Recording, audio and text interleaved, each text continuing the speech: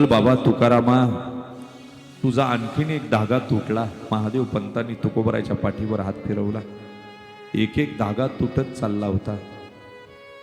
खर तर सुखाचं वस्त्रच नसतो, एक धागा सुखाचा असतो.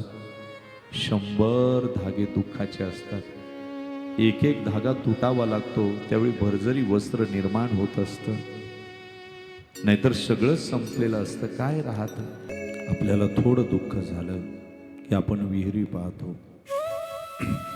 आपल्याला थोडं दुःख झालं की राखेल ओतून घेतो. आपल्याला थोडं दुःख झालं का विष पितो. माझ्या तुकोबराच्या जीवनात किती दुःख. एक एक धागा तुटत चालला होता. महादेव पंतांच्या घरात रात्र झाली.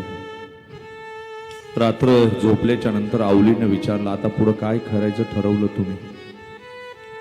विठ्ठल चिंतन करीत बसलेल्या तुकोबरायांना विचारलं आवलीनं, मी कोण ठरवणार? पांडुरंग दाखवील त्या मार्गानं जायचं.